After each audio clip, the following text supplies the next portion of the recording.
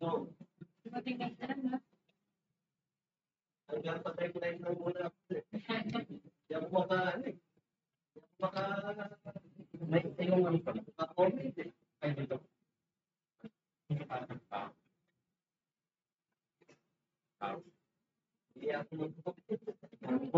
morning. Kumusta po tayong lahat? Good. Praise the Lord. Praise God. Ako na pastor.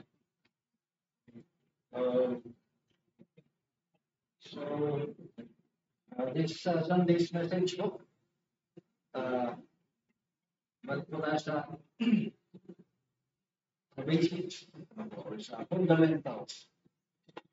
So, again, sa ating Panginoon, we thank God again for giving us today, another day for seeing each other. Makita po natin yung isa't isa. I hope everyone is well, healthy, and doing good by the grace of God. We thank Him again for just the life na binibigay niya po sa atin. No? We are blessed and we are privileged na nagagawa po natin ito. Here in our place, in our country, the brothers and sisters, in other parts of the world, iba po silang, just to have simple fellowship, or to meet, yung mag-meet nga doon na in the name of Jesus Christ is already strangers sa kanilang pamumuhay, sa kanilang buhay. But again, we thank God for this freedom that we have, for this liberty that we have in Him. So it's very, very, it's a very big blessing sa atin personally. And so with this morning, this message, naalala po ba natin yung kabataan natin? Masaya po ba sa kabataan natin? Do we enjoy our childhood? Or nag-bully ba tayo? Ano po bang bully? Dan-bully? And sa mga kabataan, sa atin noon, sa naalala natin, ano yung mga una natin naalala at the earliest point, at the youngest point of our lives? So, ito yung mga pinakaunang naalala natin na ginagawa natin. Ginawa natin siguro, or napag-aralan natin. Can we remember? Do we remember? Kapag naglaro ba sa kapatid, sa kaibigan, saying, Dada, Mama, Daddy, Mami, Papa, Lolo, Lola, Tita, or 1+1, yung mga earliest memories natin. Kung naalala natin, much with everything, a lot of things in life, diba? Habang tumatanda tayo, as life goes on, we continuously grow, diba? We continuously learn. Okay? Level up tayo, no? Elementary level. Doon na tayo magkakaroon ng structured sentences. Siguro yung pananalitan natin, yung understanding natin, nag-improve, di ba? Nag-level up. Hindi na lang 1+1, 2+2 na lang, 3+3 naman, na-memorize, pinapamemorize ko sa atin yung mga multiplication tables, gano'n. Hindi mo ba? Tapos, yun, other things like after that, high school, mas complex na naman ang problems, college, so forth. So work. Ngayon, pag medyo work naman na tayo, ano naman yung mga natututunan natin, o yung mga course na ginagawa natin in our work.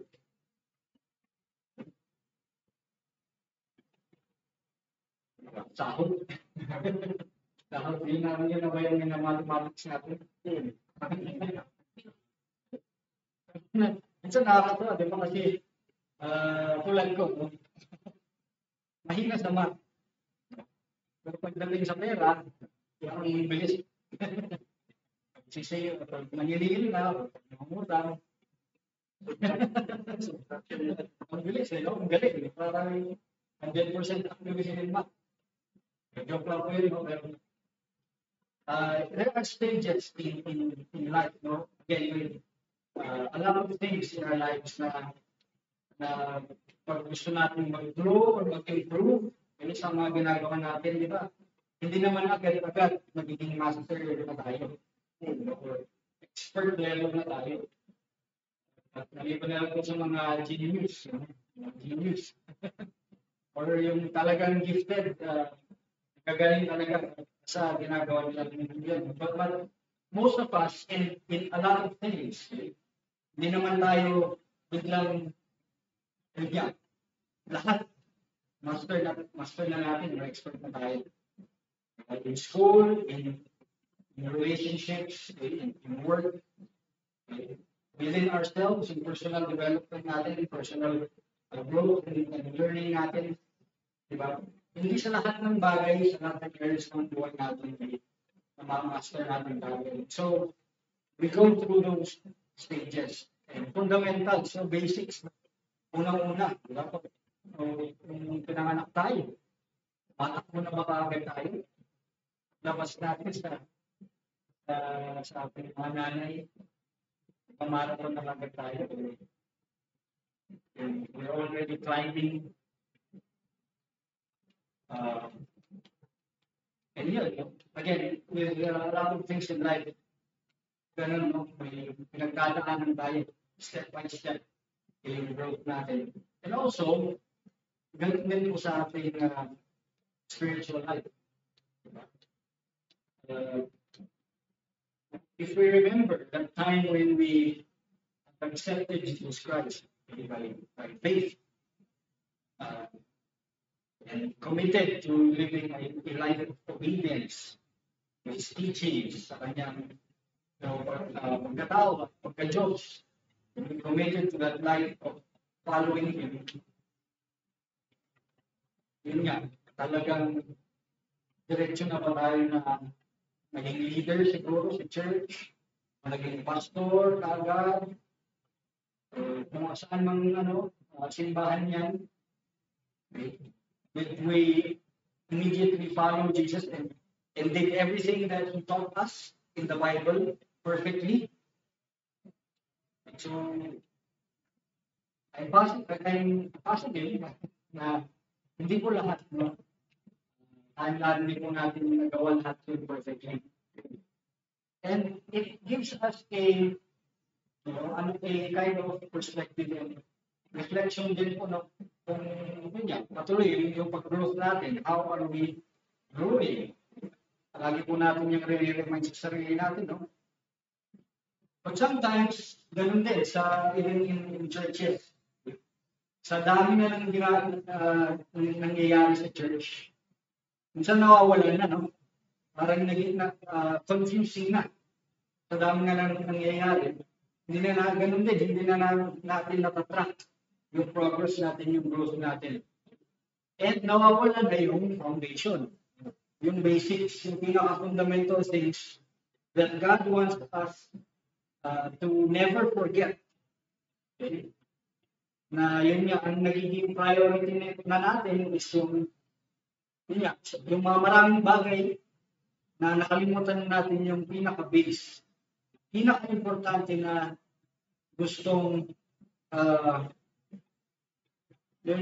gusto ni Lord para sa atin na i-remember na yun dapat yung fundamentals, yung basics in walking. If we want to know how to run efficiently and gusto natin lumakas, we need to strengthen our muscles first by walking, slowly jogging, yung efficiency ng katawan natin, nutrients din. Yun yung mga basic na bagay yun, no? Yung pagkain, no?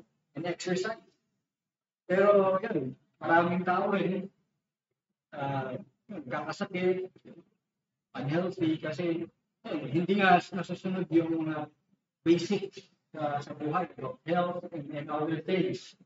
And ganun din nga po tayo minsan sa church, no? For example, maraming ministry, no? Sabi ng mga men, focus tayo dito sa men's ministry. Kasi, men should be the leaders of the church, the families. Ganun naman sa women. Oh, ladies, let's focus on the church, home church. Let's focus on the women's or ladies ministry kasi dumadami kami, no? Dumadami kami in number and we're really having a good time in our fellowship. Ganun din sa youth. We would present sa leadership siguro sa harap ng church. We are also growing in number, growing in our faith. Talagang nag-enjoy kami pag nakakasama kami mga youth. So, focus po tayo dito, no? Yung funds natin and everything, effort, and focus. We think that this is where the Lord is leading us. Maraming nagsasabi, minsan sa church ng gano'n, no? And yun, all of those things are well and good. Pero nagiging divided na, di ba? Kung titignan talaga natin, if we take a step back, and look at the big picture, nagkakaroon na ng division sa church. Nagkakaroon na ng loss of focus and priority. Nagkakaroon na ng iba't ibang priority sa church. Even in the leadership mismo, sa mga pastors mismo, no? Minsan, mga leaders o pastors, sabi nila na, let's focus on teaching this to the church, giving, kasi mukhang nangangailangan na yung church natin, no? Finances, Kasi iba naman, sasabihin nila, no, we should focus on, rather than giving, we should focus on soul winning naman. Yung dalawang pinaka sikat, common na priorities sa church. Hindi naman lahat, no, but many churches are like that. Diba, sabi ng pastor, no, let's focus on outreaches, missions. Ganun naman, and i-prioritize natin less yung mga ibang bagay. And so on and so forth. Nagkakaroon, even within the leadership and the pastoral staff, nagkakaroon ng divisions, wala nang unity, wala nang focus. And ganun ba kung tatanungin natin sarili natin, ganun ba yung model na sinet ni Lord para sa atin in the early church? So kung yun, titignan natin this morning. And isa sa mga pinaka-basic and fundamental, pinaka-importante, na kailangan natin talagang gawing foundation, or gawing pillar sa church natin, or sa churches, sa lahat ng churches, is about glory, about glorifying God, about our purpose. Kung tatanungin nga ulit natin sa sarili natin, no? Why are we here on earth? What is our purpose? What is your purpose? Bakit ka ginawa ni Lord? Ba't tayo nandito sa mundong ito ngayon? And that is the answer. Sasabihin ko na, no? That is to glorify God. We were made to glorify God. The creation, the beginning. God made us in His own image and likeness. And then, what happened? It was good. And then He gave us authority over all other creation. And we were living with God. We were in the presence of God. We were in the presence of His glory. We were glorifying God by just living with Him. Diba? in His presence. Adam and Eve, they were, wala silang pagkukulang nun. They were full. They were in the full presence of the glory of God. Ganon yung original design ni God para sa atin. Pinakauna yun, di ba? That is the most basic and fundamental biblical principle na tinuro sa atin ni God. God taught us and God showed us. Again, even way back in the beginning, in the creation. Pero ngayon, kung titignan natin, how much are we actually, remembering that? How much are we practicing that in our daily lives? How am I glorifying God in my life? How have I glorified God today, this morning? Paano ko siya glorify? Or at the end of our shift sa trabaho, how did I glorify God? Pag matutulog na tayo, do we even ask that? Tatanungin mo ba natin yung sarili natin na nag-glorify ko ba si God ngayong araw na to? Trabaho, sa mga nakausap ko, nakasama ko, or even, yun nga, how do we even know how to glorify God? And then, babalik po tayo na naman doon. We talked about worship recently. Yun po ba? Yun nga. Babalikin natin yung worship ni Nation Pastor. Is that how we glorify God? Just to, sing songs, worship God? And so, but we will talk about that and learn more about that in another person's life, in another brother's testimony.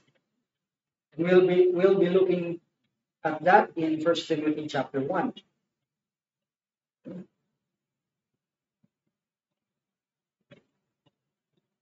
So while we're going there, we've been talking about God's glory. So yung title for the message of this morning would be Staying the Course of a Life that Glorifies God.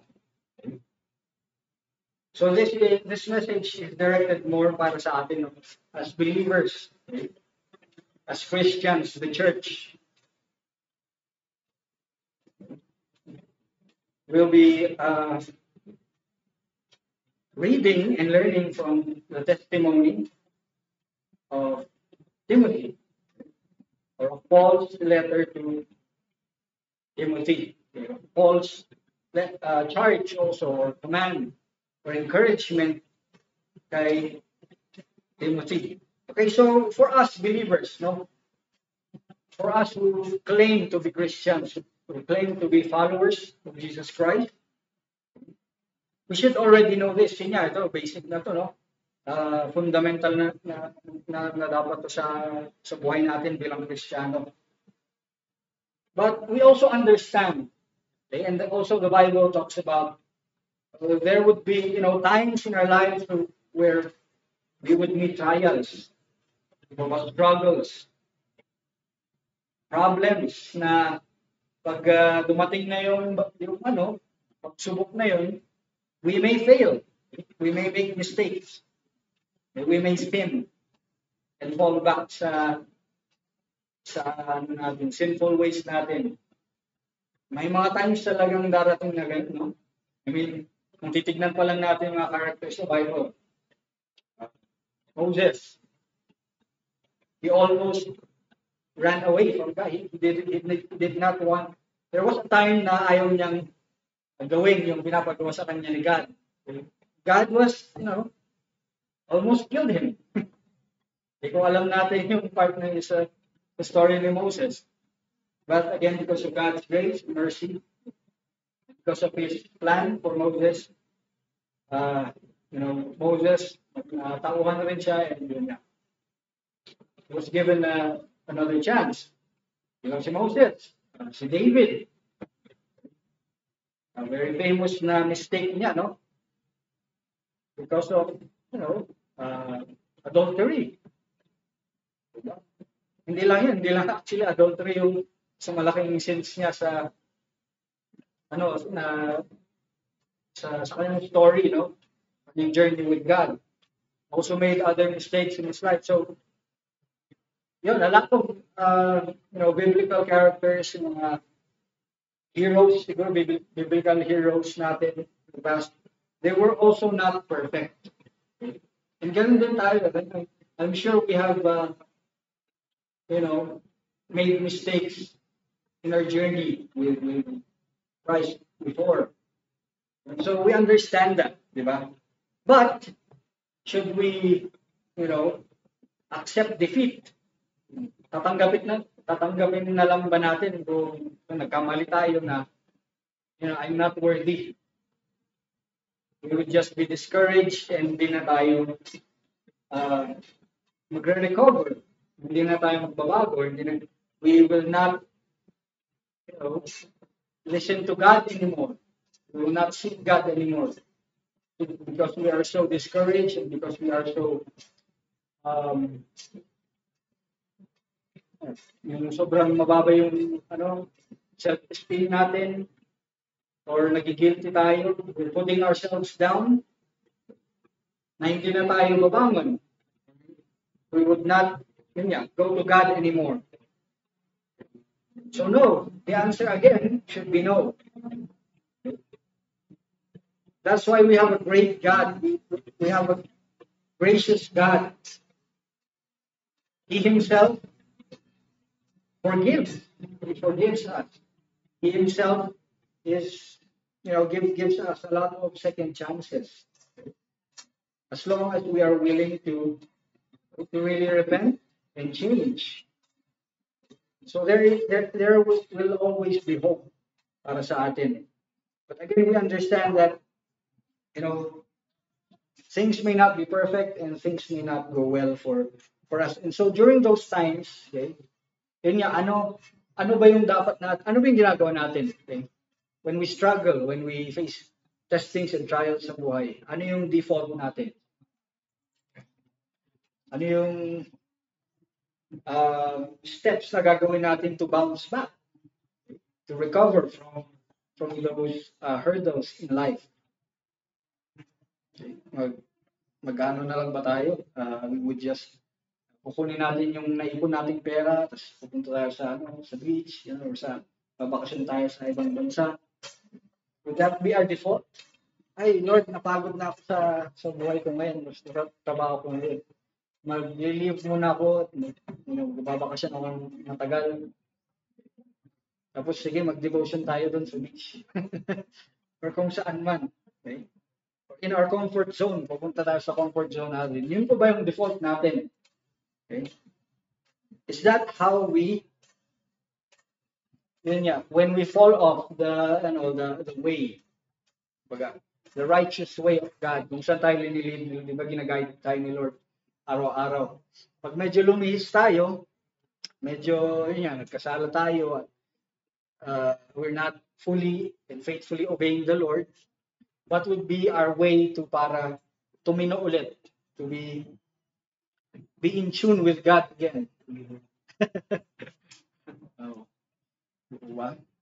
Magbabakasyon, go to our comfort zone, magpapaka-loner, magpapakaisa, or maghanap ng mga barkada, gano'n, or friends who would just make us feel good. Ganun po ba? Okay. Now here, okay, dito sa babasahin natin, sa buhay ni Timothy, yun yung pinagdadaanan niya rin during this time. Even Paul, the Apostle Paul, to give us a background, Paul, inassign niya si Timothy to a church, to lead the church in Ephesus. Now, Ephesus, the church in Ephesus was a very economically growing center during that time. Okay, so isipin natin, parang siguro, ano bang mga nagde-develop ngayon na places? Baguio? I don't know. Kung talaga yung business is booming, everyone is talagang having a taste of success financially kasi port yun nun port yun during that time, and ang daming dumadaan na businessmen, traders, okay? Talagang wealth was really growing dun sa lugar na yun, Ephesus during that time. Siguro, ewan ko, Manila siguro. Nung height of productivity ng Manila, kailan ba yun? 90s? 1000? Or kung di dito sa Pilipinas, sa ibang bansa, I think Korea. I think South Korea, especially the past decade, sila talaga yung from World War II, yung effect ng World War II sa kanila. From that time hanggang ngayon, talagang sila yung pinaka nag-grow. South Korea, one of those the countries. Okay, Singapore also. Malaysia. Okay. In the Middle East, okay, UAE, okay, Saudi Arabia. Ang ganun yun, no? yung church, yung location ng church noon in Ephesus. And so, ano bang nangyayari pag ganun yung city or yung environment? Sabi natin dito sa Baguio, biglang nag-boom ang business. Okay? Yung election, yung magiging susunod na leaders natin, biglang talagang action kagad sila, tapos nagawan nila ng paraan para doblehin yung sahod ng mga taga Baguio. Up 100%, 50%, 200% per hour, per day. Diba? Nag-boom talaga, nag-develop, naging center talaga ang Baguio. Anong nangyayari pag ganun yung environment? Kung isipin natin, just imagine that our wheels turning. Mag-imagine lang tayo. Ano ba yan? Malungkot ba tayo? Masaya lahat. Tama, pero ba? Ano pa?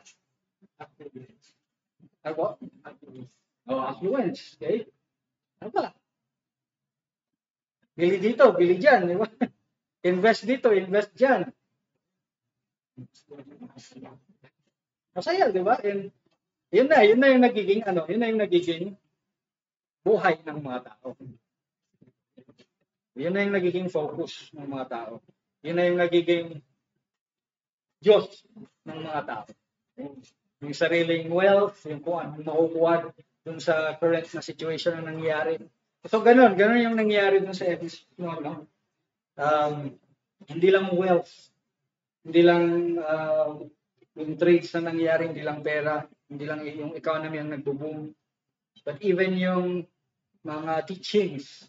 Kasi nga ang daming dumadaan, ang dami ng bagong mga teachings na nanggagaling sa iba't ibang lugar na we influence each other through our cultures. So, ganun naman nangyari sa atin, di ba? As Filipinos, okay? Originally, sabi daw nila, most historians, part tayo culturally or yung ideals natin is Asian talaga. From Malay, race. And then, biglang dumating ang mga Kastila. Korean kaagad. Naging K-pop. Na-skip na. Pero yun di ba? 300 years, plus years, more or less, of Spanish colonization. So, yung nag-iba na talaga, drastically, no? Yung culture natin, talagang Spanish na language. Although meron pa rin naman yun yung distinct natin, Filipino natin. Pero laki ng influensya sa atin, di ba, na yung Spanish. And then came the Japanese. Saglit lang, Japanese. Pero talaga yung influence talaga sa atin because of yung World War and everything. It was the Americans. Diba? Sila rin talaga yung naka-influence sa atin dito sa Baguio pa lang. Mga kailyan ko, mga kababayan ko. Very kami sa Naong, Levi's, sali, cowboy hat, boots. That's all American. Dito pala, di ba? Sa Baguio. Dito sa Cordillera region. And yun, hindi lang US Western influence, di ba? And then sumunod na ang Japanese J-pop, K-pop. Okay? Dito na tayo sa modern world natin. Okay? And yun, ganon yung nangyayari noon sa church in Ephesus. Then daming nangyayari. And so, yung na-establish ni Paul na church noon doon, ganon na rin yung parang isip nila, ganon na yung environment na yun, ang daming nilang influences, ang dami ng teachings na pumasok sa church na yun, na dapat yun nga, pera ang priority natin, or itong klaseng turo or teaching ang pakinggan natin. And itong si Timothy naman, he's a young leader. Isipin natin, he's a young leader. Hindi pa ganun kalaking compared to Paul, okay, yung respect ng church sa kanya. Okay. And so, sabi ni Paul, take care of, the church in Ephesus. Ikaw dapat mag-lead na sa kanila, no? And bring them back to the truth. Okay. Bring them back to the fundamentals, the basic teachings of what I taught you, or what I taught them, of the whole church. Okay. What is the most important thing that we should be doing and learning in the church? Okay. Hindi dapat yun nga, kung ano-anong katuruan o kung ano-anong outside influence ang inaano natin, ang focus natin, no? And so yun ang nangyayari noon. And so yun, how do we stay sa atin din, no? Habang dito sa church natin or within ourselves, when those kinds of temptations, influences, and distractions in our lives come, paano natin pananatilihin yung ating growth, okay? Yung ating focus of what is the most important thing in our lives is are in God's eyes. Kasi isa yun sa yung pinaka-importante pinag-usapan namin kanina is glorifying God. Okay. How do we stay the course of a life that glorifies God? So ito, i-share lang natin, no? Babasahin natin yung sinabi ni Paul about that to Timothy. Paul, an apostle of Christ Jesus by the command of God our Savior, and of Christ Jesus our hope. To Timothy, my true son in the faith. Grace, mercy, and peace from God the Father and Christ Jesus our Lord. So we can see here that he is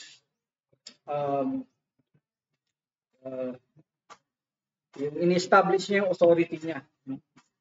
He is a messenger of God. Sabi niya, I am speaking from God. Paul, I'm an apostle of Jesus Christ by the command of God our Savior. Ibig sabihin, kung anong sasabihin ko ngayon, anong message ko ngayon, share ko sa inyo ngayon, galing to mismo kay Jesus Christ. Galing to mismo kay God. Okay? Now, he is passing this on to Timothy. Now, dapat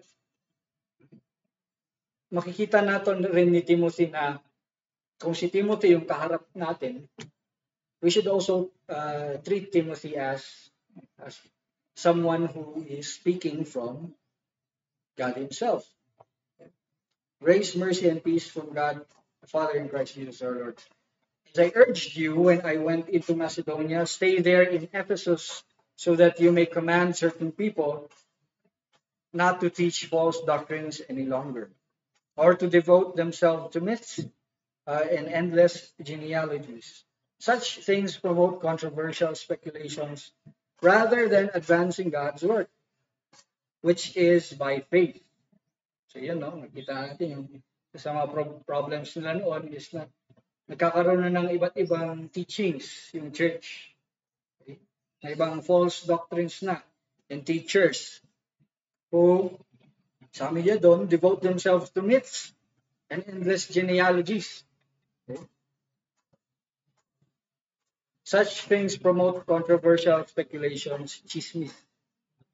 In other words, chismis rather than advancing God's word, which is by faith.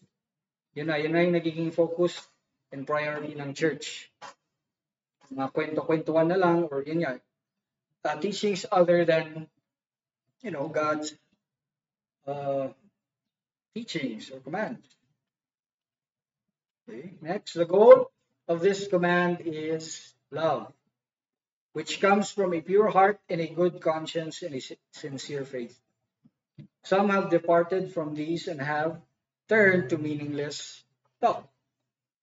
They want to be teachers of the law, but they do not know what they are talking about or what they so confidently affirm. Okay. We know that the law is good if one uses it properly.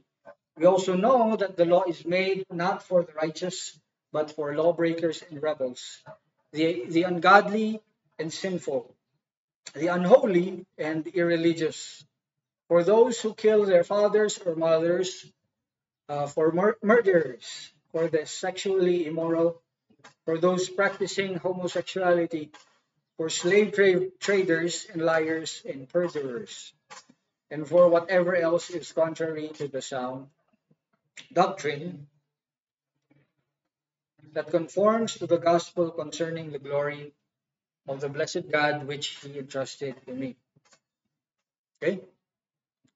So sige, let's go straight into it.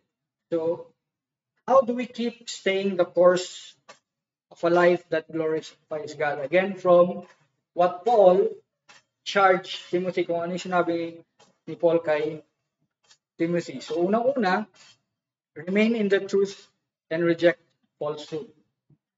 Okay? Again, very simple, very basic. Diba? And we can look at that in verses 3 and 4. Sabi niya doon, as I urge you when I went to Macedonia, stay there in Ephesus so that you may command certain people not to teach false doctrines any longer. Okay? And so on. Yung binasa natin kanina, no? Which causes a lot of confusion, a lot of falsehood in the church. Okay? Yan yung mga kapatiran natin, di ba? So we have been with them in the church for how many years? Since kunikwento rin was Ray. Akala natin very mature na sila, no?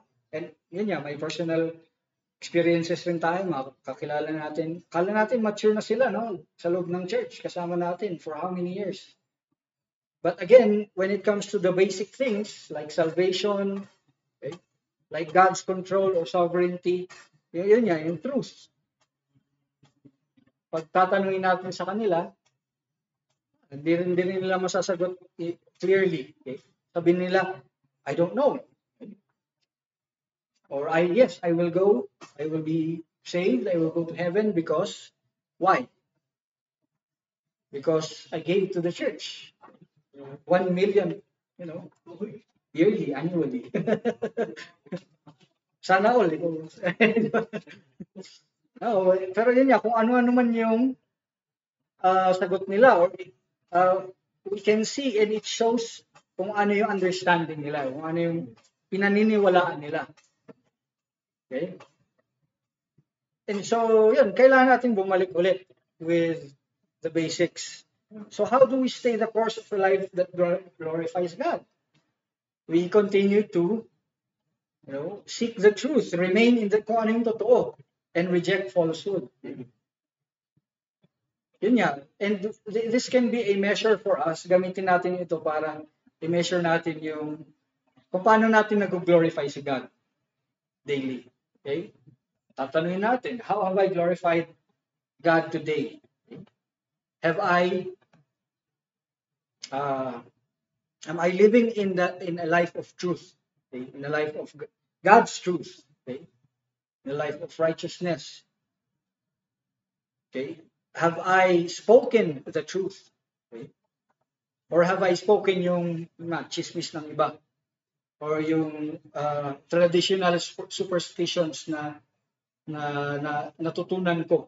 Yun pa rin ba yung kinikwento ko, chinichismis ko araw-araw? Or have I spoken about God's truth?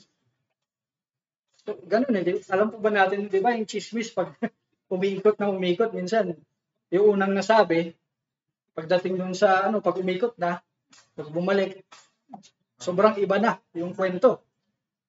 Di po ba?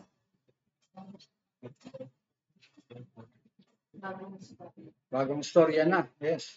And again, that's still falsehood. Or when it comes to us, when it comes to the body of Christ, instead of us sharing the truth to one another, instead of us building each other up in truth and in love, we are tearing each other down by chismis or by lawsuits.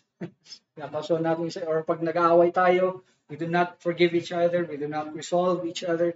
There is confusion, there is chaos. We are not living in the truth. And if we are not living in the truth, we are not glorifying God. So yun yung nangyayari nun, no? During that time, sinasabi ni Paul kay Timothy. But, traditionally speaking din, okay, para sa mga leaders daw to di po ba? Itong sinasabi ni Paul kay Timothy. In the church, as leaders, we also need to be alert about this, about the truth, yung that is circulating, or kung ano man yung napag-usapan natin around the church. Thank you.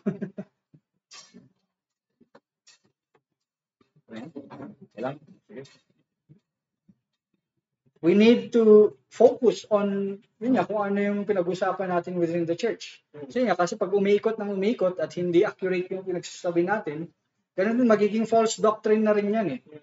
Diba? I believe in Jesus, diba? That He is 50% man and 50% God. Amen. Diba? So, ganun din yung accuracy, naging 50% na rin. 0% actually. 0% na yun, hindi na yun accurate. God, Jesus is 100%. The Bible teaches that He is fully God and fully man. Pero pag yun nag-iiba na yung kwento natin, yung pinag-usapan natin, yung turo natin, that is what is going to happen to us, to our church. Ganun din in the Church of Ephesus. Magkakaroon ng divisions, magkakaroon ng chaos, yung priority, iba na, magiging worldly na. We are not already living according to God's truth. Okay? And we are not actually, we are going farther and farther away from glorifying God or living a life that glorifies God. Okay? Yung ganun din sa mga where we are getting our sources from or our truth from. So, hindi lang sa within ourselves, yung outside influences like dun sa church in Ephesus, yung mga leaders natin election to sa Philippines, no? Can we believe it na tumatakbo nga ulit si Pastor Kibuloy? Who's already a proven false teacher, someone who claims that he is Jesus or God, again embodied presently in our lifetime, and he is running for leadership in the Philippines. Sa church natin, hindi po natin siya ni-endorse, no? We are even discouraging people. Ako personally, yun yung personal I would discourage people from looking at him as a potential leader or even influence in your life. Okay? So yun it's falsehood, it's blasphemy yung ginagawa niya. It's just fake and false through and through. And walang takot, no? Walang takot sa Diyos, sa tunay na Diyos. Pero yun, makita natin, millions of people still believe in Him. millions of people still follow him. And I pray to God na hindi po sana ito mangyari, but I believe there are people who will vote for him this coming election. And it's the same with the church din noon. Okay? We can see it already happening in our churches today. Ayun nga, kung ano yung truth ng iba, kung ano yung pinaniniwalaan ng iba, yun yung kukunin na rin natin and establish natin sa buhay natin na katotohanan. Yun yung ipapamuhay natin. Okay? And so yun, again, basic and fundamental, but we need to just continue and go back to it, no? Para i-check rin talaga sa sarili natin. Pero para sa atin, if we really want to glorify God, remain in the truth. And i-reject natin yung falsehood. Palaging joke nga rin natin dito, no, yung malas at swerte. But some people still believe in that, no? Maliit lang na bagay yun, di ba? Parang isipin natin, hindi naman masyadong seryoso yan, pastor, parang joke lang naman. But in time, habang tumatagal, yun na rin yung nagdi-dictate ng buhay natin. Hindi lang natin nakikita or siniseryoso. We're not just reflecting on it, but sana swertihin ako bukas. Sa tataya ko or kung ano mang swerte or malas. And yun na yung nagdi-dictate ng buhay natin. Yun na yung pamumuhay natin. We're not already depending on God's truth. God will take care of you. God will provide everything for you if we continue to seek God in His kingdom. Unahin natin si God and then He will give everything else to us. And that is the biblical truth. But instead of us living like that, living that way and glorifying God, yun sana swertihin ako bukas. Gagawin ko to, feng shui. Diba? Ano bang mga pampaswerte ngayon? Okay. May mga rituals tayo, traditions, mga palamuti, trinkets, or lucky charms. Yan. Sabit ko yan dito para dumami yung pera ko, sabit ko dito para maging healthy ako. Tapos ito, sabit ko dito para ganyan. Kung ano man. It determines the way we live. Okay, but it's not the truth. Palagi dapat natin itong i-compare, no? Kung ano man naririnig natin, ano man yung nafi-feel natin na parang tama nga to, no? Tama nga siya, no? Very reasonable kahit mga scientists, mga matatalinong tao, magagaling, even if they have proven it, okay, in their lives, naging totoo man, testimony sa buhay nila yan, we should always compare it, okay, according to God's word. Okay. Yumaman ako kasi ginawa ko to, nagbigay ako sa nag-invest ako dito sa ganito, ganyan. But again, is that biblical? Is that a worthy cause? Okay?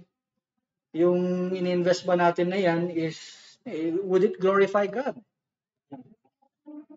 Yun pala, hindi natin alam, money laundering na pala yan, kung saan nakukuha yung pera, sa sa drugs. Okay? Ininvest natin. Yun yan, hindi naman masamang mag-invest Pero, if it's not, opposite, or if it does not collide with God's truth, and if it glorifies God, then, we use it to glorify God. Opportunity yan to glorify God. Pero kung basta-basta na lang tayo na hindi natin kino-compare yan sa salita ng Panginoon, then that is falsehood. Okay? And we are not remaining in truth, in God's truth. Next, number 2, focus on the goal, which is godly love. Okay? Focus on the goal of remaining in truth. Okay? Yung goal yung pag-sustain natin sa katotohanan is godly love. Okay? And makikita natin yan sa verse 5. The goal of this command is love. Okay? which comes from a pure heart and a good conscience and a sincere faith. Okay? So yun nga, no? Yung truth na pinamumuhay natin, na alam natin nang galing kay God, we are not just, banking on this, we're not just depending and trusting on this dahil for the truth itself, for knowledge itself. Okay? Kahit tayo man yung pinaka maalam na church, alam natin lahat ng turo ni Jesus Christ, alam natin yung doctrines sa Bible, but if we do not, show this with love, wala, it's all again in the head. It would not make an impact or influence sa iba. Okay? Kasi nga, parang sa Bible studies, di ba? Nag-meet tayo and we are learning about more and more about God and Jesus. Pero yun nga, may pagmamahal ba dun sa ginagawa natin? Do we love what we are doing? Do we love what we are learning? Kasi kung mahal natin yan, gagawin talaga rin natin. We would do it. We would obey. Okay? Or, for example, another example, pagdating sa truth, even within churches, sa doktrina, parang nangyari noon, false teachings, nagde-debate. Okay? Debate kami ni Pastor, for example. Ganito yung sinasabi ng Bible, nakita natin sa Bible. Magre-present din siya ng tungkol sa Bible, and then, parang hindi kami nagtutugma. Okay? Sabihin natin, in-establish na namin na siya yung tama, no? Siya yung nanalo sa debate. Or siya, yung tinuturo niya is, yun na yung final sa naituturo sa buong church, no? Dahil mas matanda or senior. Yun lang nangyari. Nag-debate lang kami, nag-usap lang kami. Walang forgiveness or walang repentance. We did not ask each other for, forgiveness, or kung nagkasala man yun nga, nagkalabasan kami ng sama ng loob, and hanggang doon na lang. Okay? Walang love. Okay? We did not do it in love, and we did not do it, humbly or in a way na we showed each other na despite we agree to disagree, pero kung walang love, wala din. Diba? That would create more of a gap, talagang division talaga. And hindi lang yun sa leadership, pero sa lahat, di ba? Sa magkapatid, nag-argue tayo, tapos wala man lang love, that would create more of a division. So within our families, within our friends, within our co-workers. Now, granted na iba-iba rin talaga tayong kung paano mag-show ng love, kung paano mag-receive ng love. Okay? But when it comes to the biblical love, when it comes to biblical love, dapat universal yan. Dapat alam natin, tanggapin natin na when it comes to God's truth, walang walang debate yan, or walang pagtatalo dapat dyan. Okay? When it comes to God's truth. But again, if we do not show it in love or through love, it is again useless. Hindi natin mag-glorify si God pag hindi natin ginagawa yung will niya, yung purpose niya sa buhay natin without faith and love. Excuse me. Para lang tayo yung mga false teachers din lang na we're just talking but we're not actually showing. And lastly, the third principle on how to keep staying the course of a life that glorifies God is to remember the standard, which is God's glory. You can read that in verses 11 and 17. Sabi niya doon,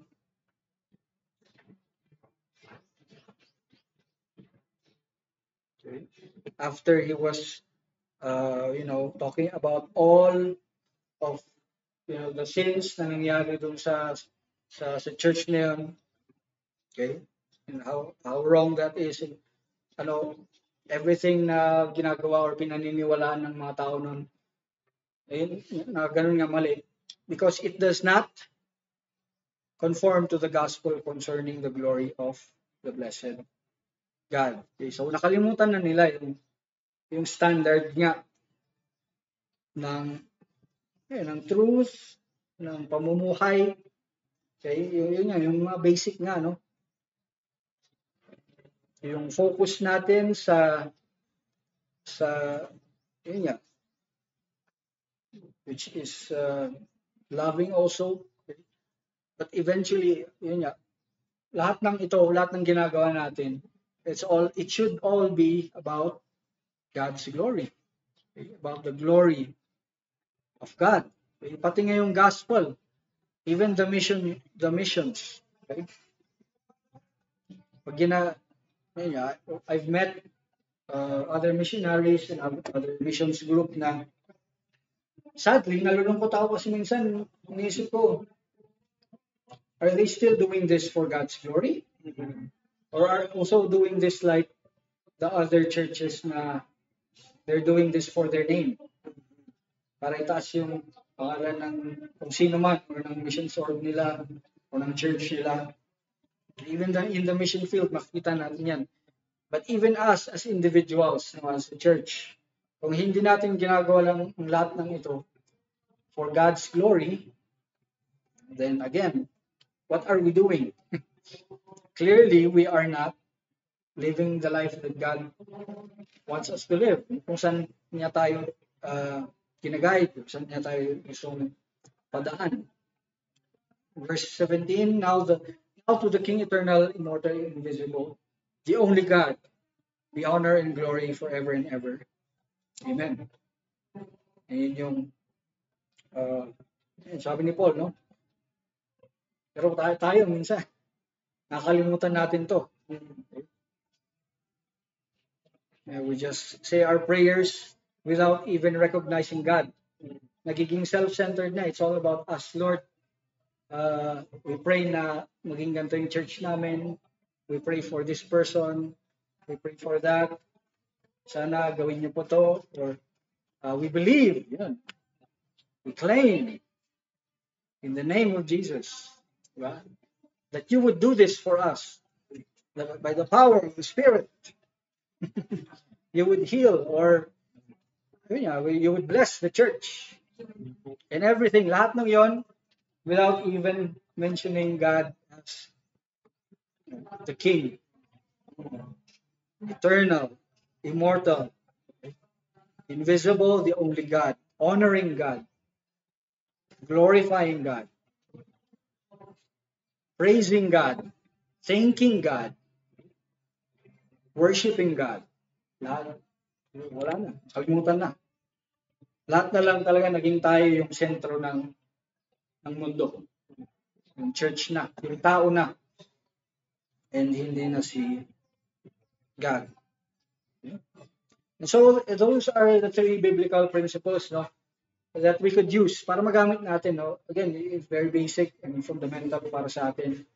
Every day, kailangan natin i-check yan. And I believe, and it's God's truth, na pag yan yung magiging foundation natin, yung growth natin magiging, papaliparin na ni God yan. Okay? That would, God would just grow that and look with favor on that sa buhay natin. If our foundation is solid, okay, it's all for His glory. Okay, we are living a life that is according to God's truth. Jesus said He is the truth, okay, the way, the truth, and the life. No one comes to the Father except through me. If we are not living in truth, we are not living in Jesus, we can never go to the Father. And doing it in love, okay, focusing on the goal or object of yung living a life of truth, which is we're not doing it in love, again, it's also useless. And lastly, if we are not doing it all for God's glory, we are truly blind. Yun nga. We are making ourselves our own, or building ourselves our own kingdoms. We are robbing God of His glory. Kung pwede man yun. We can never rob God of His glory because He is perfect and infinite. Pero, of course, in our perspective, parang ganun nangyari. Okay? We are deceiving ourselves. We are lying to ourselves. Okay? And we are just going down a very slippery slope. Yeah. We're just dying. Yun nga. Sin leads to death. Eventually, ganun din spiritually. If we are, again, not focusing on or doing everything according to God's glory. And in conclusion, or yung reflection po natin, with these three principles for us on how to continue, persevere, endure. Kaya kasi tatanungin ulit natin after this, ano na naman ang mangyayari? Paano naman? How can we continue living a life glorifying God? Yeah, we need to ask ourselves that again.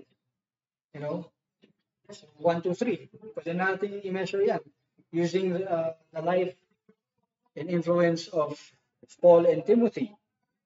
Pwede natin gamitin yan as our biblical motivation din.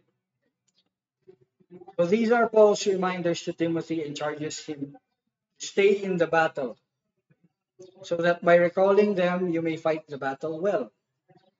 Doon yan sa verse 19, sinabi niya doon.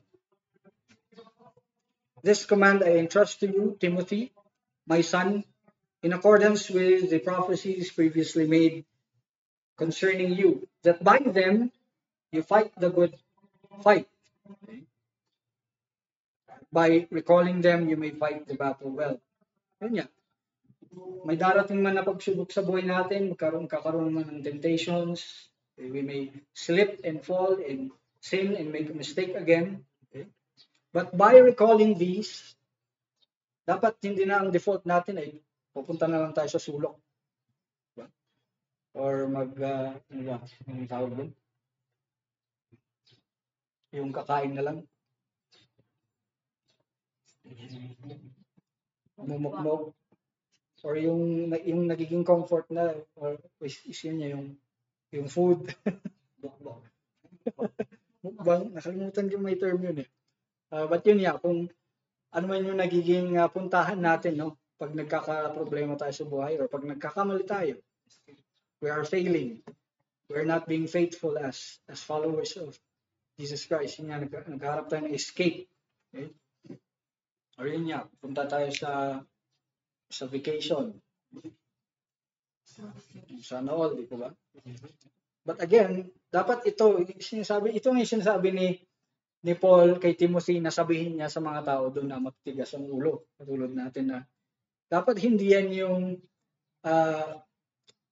default na ginagawa ninyo. You do not fall back on your wealth. You do not fall back on your comforts in life or what makes you feel good. Okay? Or what makes you comfortable.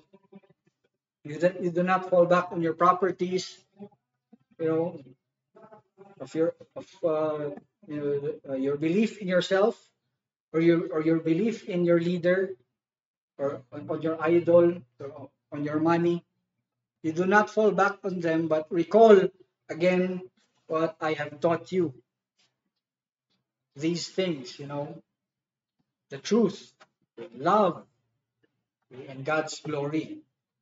That you may fight the battle well. Sige, magkaroon ng pagsubok, trials and testing and struggles in life. But we fight. Diba? We fight using these things. Okay? Not, our comfort food or whatever. comfort activity or escape in life. Jesus has already won even the battle. Yun din, again, we're not thinking about that. But let us be reminded that Jesus already won the battle. Okay? So the only way we lose is if we quit the fight. So again, how do we continue and keep staying on the course of living a life that glorifies God? Again, we already have read it, we have already have seen it, and I hope and pray that we truly live it out. Amen. So pray. Dear Lord, we thank you again for, first of all, for who you are in our lives. Um, Thank you again for your Son, Jesus, for everything that he has done, that we may come to him, humble and humble ourselves.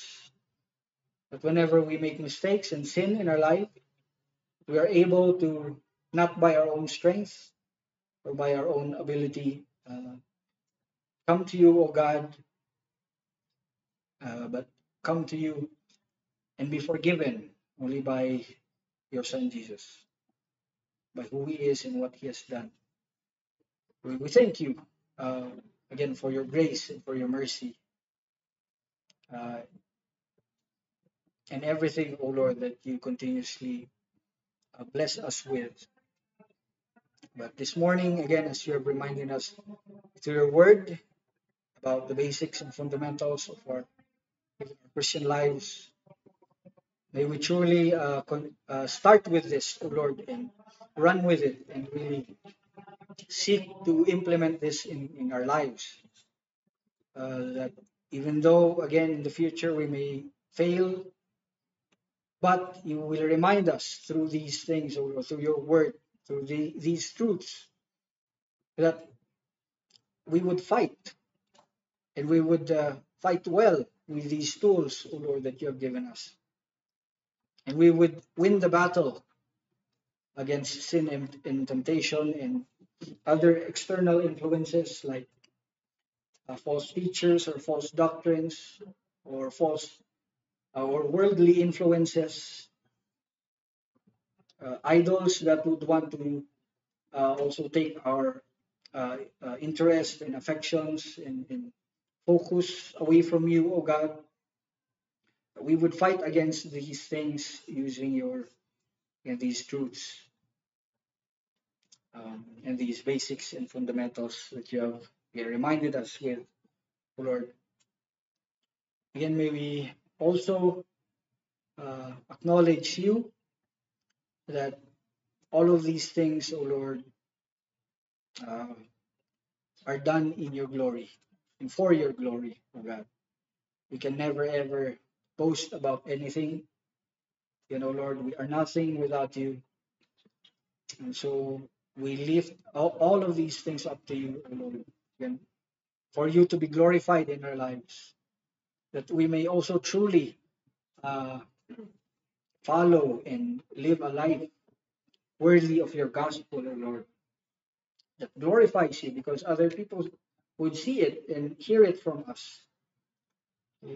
The life, death, and resurrection of Jesus Christ in our words, in our lives, that they would also, uh, in your own time, through us, you would use us, O Lord, to glorify you also, to worship you, to praise you, which is again the ultimate uh, goal and purpose that you have given us, all of us, O Lord, which is to glorify you. And we thank you. We continue to humbly ask also for your Holy Spirit, that the Spirit would uh, give us wisdom and strength and guide us, O Lord, and minister to us through these teachings and through uh, and living it out, O Lord. We thank you in everything else, all of these things. We ask in Jesus' name. Amen. God bless us all po.